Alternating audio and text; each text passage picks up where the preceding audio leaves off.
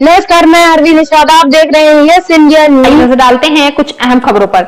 खबर यूपी के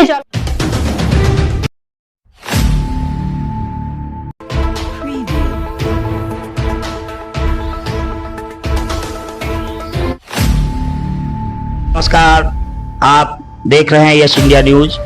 आज हमारे स्टूडियो में कालपी के जाने माने अधिवक्ता रविंद्र श्रीवास्तव डब्बू भैया मौजूद हैं और न्याय चला निर्धन की ओर कितनी सार्थकता सिद्ध हो पाए और इसकी सार्थकता सिद्ध करने के लिए क्या उपाय होने चाहिए, हम जानेंगे रविंद्र श्रीवास्तव डब्बू भैया से। सबसे पहले यह है कि न्याय चला निर्धन की ओर, और इसके लिए पहल हमारे सरकार द्वारा और जो कानून विशेषज्ञ उनके द्वारा हर पहलू की जा रही है। सबसे पहली बात, न्याय चला निर्धन की ओर आपने देखा होगा तमाम विधिक साक्षरता शिविर लगाए जाते हैं, और विधिक साक्षरता दिवस शिविर में जो यहाँ के अधिकारी तहसीलदार साहब, सिविल जज जूनियर डिवीजन और जिला लेवल में भी लगाए जाते हैं, हर कोर्ट में भी लगाए जाते हैं। और इसका उद्देश्य यह है कि जो छोटी छोटी समस्याएं हैं उस समस्याओं का समाधान वहाँ बैठकर विधिक साक्षरता दिवस में शिविर लगाते हैं, उनकी समस्या सुनी जाती, उन समस्याओं का निराकरण के लिए हमेशा इस बात का रखा जाता है कि उन्होंने नाली है, चकरोड़ है या मेड़ का बिस्मार है, उनकी समस्याएं सुनी जाती हैं, उसमें संबंधित लेखपाल भी आते हैं। उन लेखपाल के जाने पर लेखपाल वहाँ बैठकर उनकी समस्याओं का समाधान करता है, जिससे मुकदमेबाजी बचती है।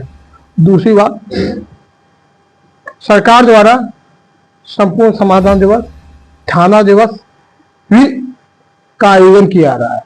थाना दिवस और संपूर्ण समाधान दिवस, ये थाना दिवस का उद्देश्य है कि जो हमारा छोटा छोटा सा वाद विवाद है, किसी की कहासुनी से, किसी की मारपीट से या किसी का वो थाना, गरीब व्यक्ति जिसके पास इस महंगाई में एक अच्छा वकील, चूंकि न्याय भी आप फीस अधिवक्ताओं को देनी होती है, तो एक गरीब व्यक्ति है जो अच्छा एक वकील हायर नहीं कर पाता है तो वो ऐसी परिस्थितियों में उसको कैसे न्याय मिलेगा?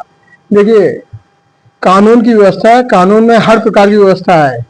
कानून में इस बात की व्यवस्था है कि अगर कोई व्यक्ति गरीब है और उसको मुकदमा लड़ना है, यहाँ तक कि मुकदमे के संबंध में फीस का निर्धारण और न्यायालय सीमन के समक्ष अगर कोई प्रार्थना पत्र देता है कि हम गरीब व्यक्ति हैं और उस गरीब व्यक्ति के संबंध में अपना डॉक्यूमेंट प्रूव करता है, तो न्यायालय उसको एक वकील हायर कराता है।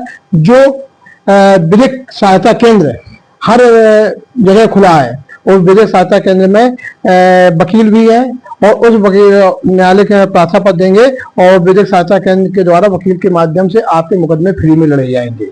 एक सवाल और अभी किया था हमने कि 9 दंपत्ति जो एक दूसरे की बात नहीं समझ पाते हैं और फिर वो रिश्ते टूटने के कगार में आ जाते हैं, तो ऐसे मामले कई देखे जा रहे हैं, तो इसमें ग्राफ घटे और लोगों में जागरूकता के लिए क्या कहना चाहेंगे? उसमें जागरूकता के लिए सबसे पहली बात तो कि हमारे जीवन में सामाजिक उद्देश्य होना चाहिए।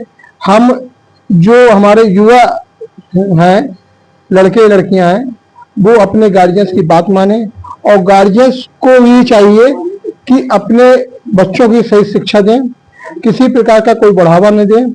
अगर कोई व्यक्ति अपने बहू को पुत्री के समान समझे और दामाद को लड़के के समान समझे, तो किसी प्रकार का कोई वाद विवाद नहीं होगा और ये मुकदमेबाजी सारी की सारी खत्म हो जाएगी।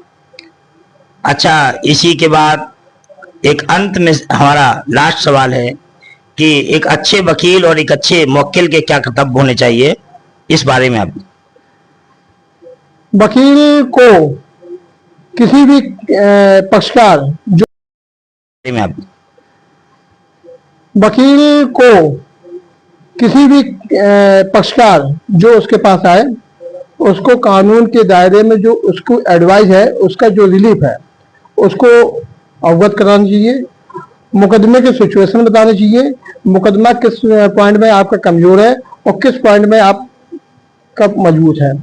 अगर उसको बिना श्रम संकोच के, अधिवक्ता का सबसे पहला कर्तव्य है कि अपने क्लाइंट को इस बात की बताए कि आपका मुकदमा कमजोर है या आप इसमें कोई रिलीफ नहीं पा पाएंगे, लिहाजा ये मुकदमा आपका कानून की परिधि में नहीं आता है, लिहाजा आपको मुकदमे की लड़ने की आवश्यकता नहीं है। हाँ, अगर कहीं भी किसी प्रकार की रिलीफ कानून के दायरे में है तो उसको भी आपको सही और ढंग से उद्देश्य देना चाहिए।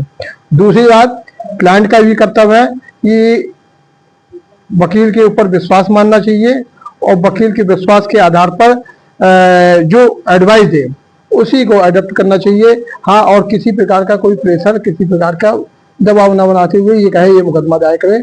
जब कानून में है व्यवस्था तभी मुकदमा होगा, वरना नहीं होगा। यही क्लाइंट का कर्तव्य है कि वकील की एडवाइस को माने और वकील का कर्तव्य है कि क्लाइंट को सही एडवाइस दे जिससे उसका सही रिलीफ प्राप्त हो सके। बहुत बहुत धन्यवाद। आज के हम स्टूडियो में हमारे मेहमान थे रविंद्र श्रीवास्तव एडवोकेट डब्बू भैया। अब अगले प्रोग्राम में हम नए मेहमान के साथ मिलेंगे, तब तक के लिए को देखने के लिए जुड़ा रहा हमारे चैनल।